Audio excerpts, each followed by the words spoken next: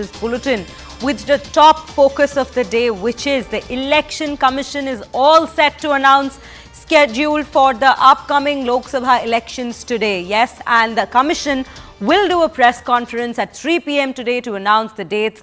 The Election Commission will also be announcing assembly poll schedule for Odisha, Sikkim, Andhra Pradesh and Arunachal Pradesh. The model code of conduct, which bars the government in power from announcing any new policy decisions, comes into effect immediately after this announcement.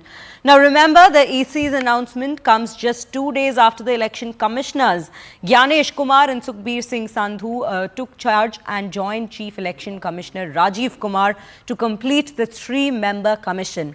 Let's listen in to some of the political reactions that's come in so far into this story. I look forward to it. Obviously, it's a celebration of democracy. 2024, these elections are ensuing. It is a time for people of India to look at the last 10 years of what Prime Minister Narendra Modi ji has delivered, how deeply he has transformed our country, how he has created a launch pad for India to become a developed nation. हम सब लोग इंतजार कर रहे हैं कि जल्द से जल्द चुनाव की तारीख घोषित हो और पूरी पार्टी अपनी तैयारी के साथ खड़ी है और मजबूती के साथ उत्तर प्रदेश के अंदर चुनाव होगा और इंडिया गठबंधन जीतेगा निश्चित तौर से. Well, we are absolutely confident of victory. Even though it's not a level playing field, you've seen how much the BJP has made through the electoral bonds, which is now unconstitutional and illegal. Yet, we are absolutely confident. They may try to buy the election. We will fight and defeat them. हमारी election commission से कोई expectation नहीं है ना. Election commission जमहूरियत कायम करने का उनका जो मिशन है, उसमें ज़रा कोई रोल अदा करें. जम्मू कश्मीर को अब लगभग 10 साल हो गए हैं असेंबली इलेक्शन देखे हुए. कहने के लिए तो हमारे जो साबका सदर हैं रामनाथ कोविंद जी, उन्होंने रिपोर्ट पेश की है 1 नेशन 1 इलेक्शन. अब जम्मू कश्मीर से अगर आप शुरुआत नहीं कर सकते तो हम क्या उम्मीद करेंगे.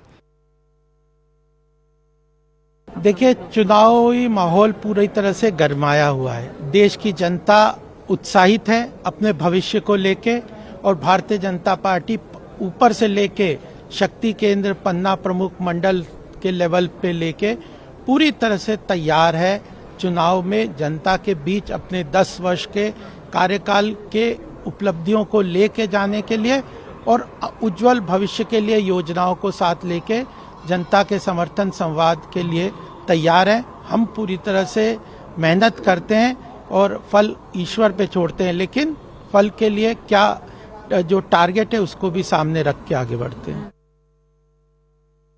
देखिए, पहले तो उत्सुकता से हम लोग तारीखों का इंतज़ार कर रहे थे. ये जैसे कहें कि चुनाव का सीज़न है, तो चुनाव के सीज़न में या त्योहारों के सीज़न में जब पता चल जाए त्यौहार कब है तो उसकी एक अपनी उत्सुकता होती है.